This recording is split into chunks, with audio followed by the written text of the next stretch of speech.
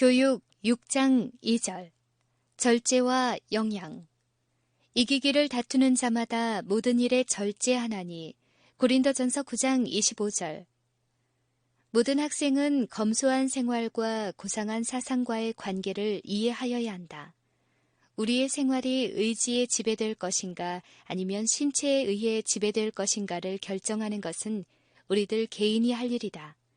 청소년들은 스스로 인생을 어떻게 살아야 할 것인지 결정해야 하며 어떤 희생을 치르더라도 장차 만나게 될 세력과 자기 운명과 품성을 꼴지을 가마가 무엇인지를 깨달아야 한다.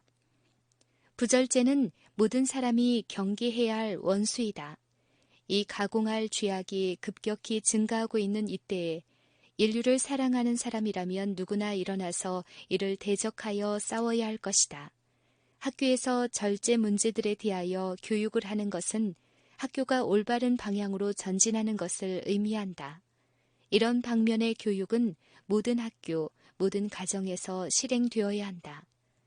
청소년들은 담배와 술, 그리고 그 밖의 유독한 음식물들이 신체를 파괴하고 두뇌를 흐리게 하며 심령을 타락하게 한다는 사실을 깨달아야 한다.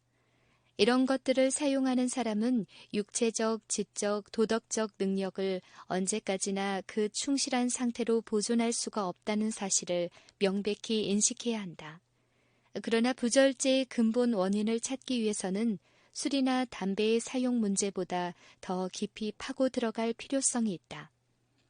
하는 일이 없다든지 일정한 목적이 없이 지내든지 또는 나쁜 친구를 사귀는 일 등은 그 간접적인 원인이 될 것이다. 흔히 이런 원인은 소위 음식에 엄격한 절제를 하고 있다고 생각하는 가정의 식탁에서도 볼 수 있다.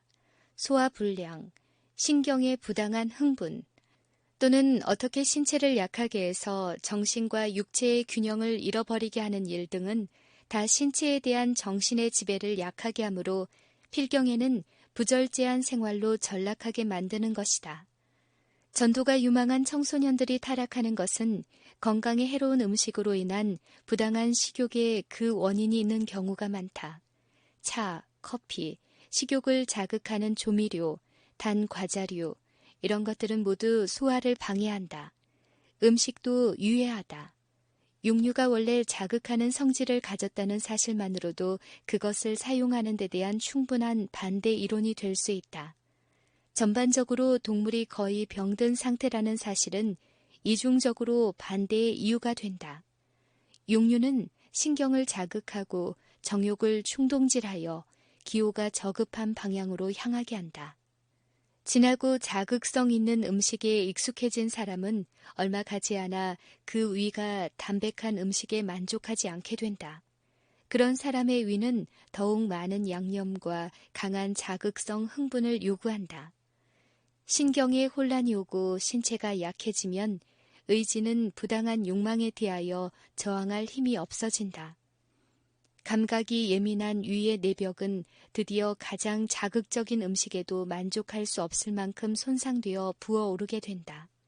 그리하여 강한 술밖에는 진정시킬 수 없는 갈증이 생긴다.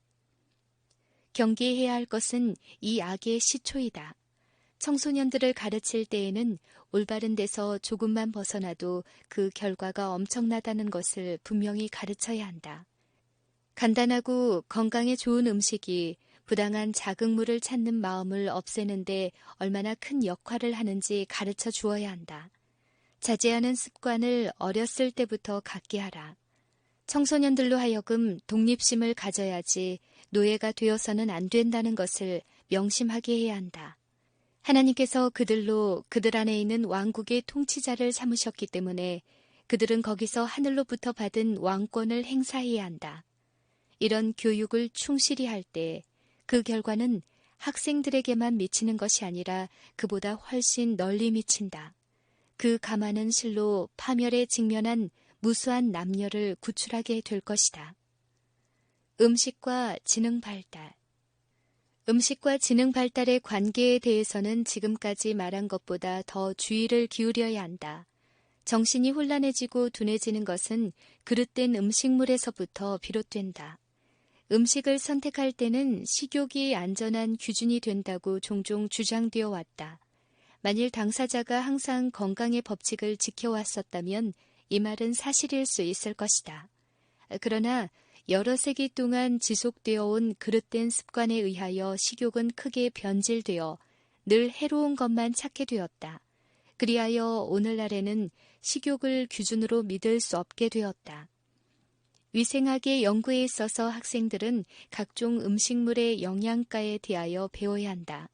진하고 강한 자극성이 있는 음식물과 영양소가 부족한 음식물에 대해서도 그 영향을 분명히 가르쳐 주어야 한다.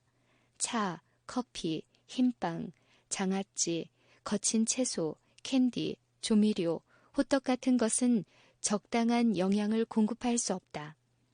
이런 음식물을 먹음으로써 건강을 해친 학생들이 많이 있다. 정신적, 육체적으로 활발한 노력을 할 수 없는 심약한 아이들은 대개가 영양이 불량한 음식의 희생자들이다. 곡물, 과실, 견과류, 채소를 적당히 배합한 것에는 모든 종류의 영양소가 포함되어 있어서 이를 적당히 조리하면 체력과 지력을 증진시키는데 가장 좋은 음식물이 된다. 음식물의 성질만이 아니라 그 식물이 그것을 먹는 사람에게 맞는지의 적응성도 생각해야 한다. 육체 노동에 종사하는 사람은 얼마든지 섭취해도 좋은 식물이 정신적인 일을 하는 사람에게는 맞지 않는 경우가 적지 않다. 또한 식물의 적당한 배합에도 주의를 하지 않으면 안 된다. 정신적인 일을 하는 사람이나 늘 앉아서 일하는 사람은 한 번의 식사에 너무 여러 가지 종류의 음식을 먹을 것이 아니다. 아무리 영양 있는 식물이라도 과식하는 일은 경계해야 한다. 자연의 현상은 몸의 여러 기관을 만드는 데 필요한 분량 이상의 음식은 허용하지 않기 때문에 남는 것은 도리어 신체에 방해가 된다. 많은 학생들이 공부를 지나치게 해서 몸이 약하게 되었다고 생각하지만 사실은 과식이 그 원인인 것이다. 건강 법칙에 적당히 주의하면 정신적 부담에서 오는 위험이란 거의 없을 것이며 많은 경우에 있어서 소위 정신 이상이라고 하는 것은 위에다 너무 많은 것을 넣어서 몸을 피로하게 하고 정신을 약하게 하는 데서 오는 것이다. 대체로 하루 3번의 식사보다는 2번의 식사를 하는 것이 좋다. 저녁 식사가 너무 이르면 전에 먹은 음식의 소화에 장애가 되고 또 너무 늦으면 잘 때까지 소화가 되지 않는다. 그렇게 되면 위는 적당한 휴식을 얻을 수가 없다.